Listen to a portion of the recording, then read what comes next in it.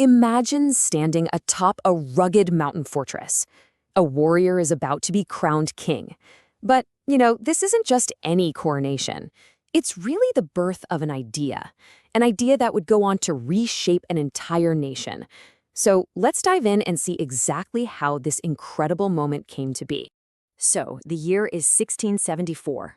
A struggle that has been going on for decades is finally reaching its peak, and it's about to become one of the most significant events in Indian history. Believe me, this was so much more than just putting a crown on someone's head. It was the birth of a truly powerful idea, the dawn of what we call Swarajya, or self-rule. Okay, to really get why this coronation was so huge, we have to rewind a bit. We've got to look at the world that Shivaji was actually born into. It was a land, a people, just desperate for a change. For centuries, you see, the Deccan region, this really vibrant mix of cultures and faiths, was under constant pressure. The people there, they were dealing with crushing taxes, systemic injustice, and were ruled by distant empires that basically just saw their home as a resource to be squeezed dry. But people weren't just passively taking it, no way. Just below the surface of everyday life, something powerful was simmering. It was this deep collective yearning, a desire for a life with dignity, for a system that was actually fair, and for the basic right to rule themselves. And that yearning, it was about to find its champion. So, who was this champion the land was waiting for? Who was the man who would finally give a voice and a shape to this incredible dream? Well, his name was Shivaji Bhosle. And the thing is, he wasn't born heir to some big established throne. He was the son of a nobleman, sure, but his destiny, that was forged by something else entirely. It was his character, his courage, and this deep, profound sense of compassion he had for his people. And you really can't tell the story of Shivaji without talking about his mother, Jijabai.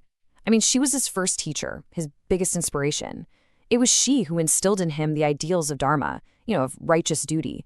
She'd tell him stories from the great epics, shaping him into a leader who got that true power isn't about control, it's about protecting your people. So the big question is, how did he do it? How did he build a kingdom against these massive, established empires? Well, for one, his military genius was legendary. He was a master of cunning guerrilla warfare. What does that mean?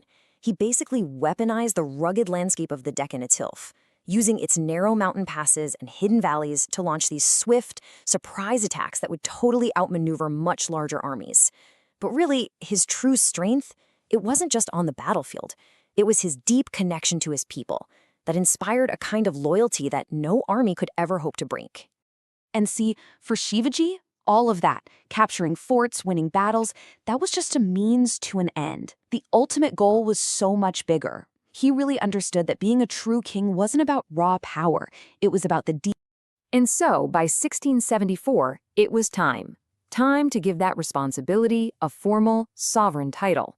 The stage was finally set for the coronation. June 6, 1674. This was the day that an entire people's dream was about to be made official, legitimized, and announced for the whole world to see. And where it happened? Well, that was deeply symbolic too. Raigad Fort, this rugged, almost unbreakable mountain fortress, was transformed into the ceremonial capital. It was the perfect symbol for the strength and resilience of the Maratha kingdom. And people came from everywhere, from all corners of the land, to see it happen. You can just imagine the energy, their hearts beating as one. The ceremony itself was steeped in ancient tradition.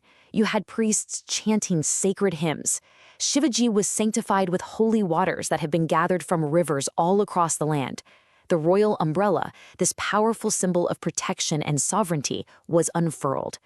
Every single step was deliberate, building the tension, leading up to that one final massive moment. And then, it happened. The moment everyone was waiting for. Shivaji was crowned. He wasn't just a general anymore, not just a chieftain. He was now Chhatrapati. Now, the title literally means Lord of the Parasol, which might sound a little strange, but its meaning was incredibly profound. He was the protector, shielding his people, the sovereign of a free, independent land. And in this moment of his ultimate triumph, what he said wasn't about conquest or power. It was about dedication. His oath pretty much sums up his entire philosophy. This crown wasn't some personal prize for him. It was a sacred trust, a symbol of the collective will and spirit of all his people. So you might think the story ends there, right? But the coronation wasn't the end. Not at all. It was the beginning. It was the foundation for a legacy that would last for centuries. So let's talk about that legacy, Swarajya. What exactly was it? Well, it wasn't just a political term for self-rule. It was so much more. It was a direct answer to all those centuries of suffering. It was a promise that the injustice, the crushing taxes, the lack of dignity, all of that would be replaced by a system where every single person could live with pride, protection, and freedom. And this wasn't just some abstract idea, some lofty dream. Chhatrapati Shivaji actually built a real, tangible system of governance to make it happen. He set up an efficient civil administration with a council of 8 ministers. He boosted trade and even built a strong navy to protect the coastline.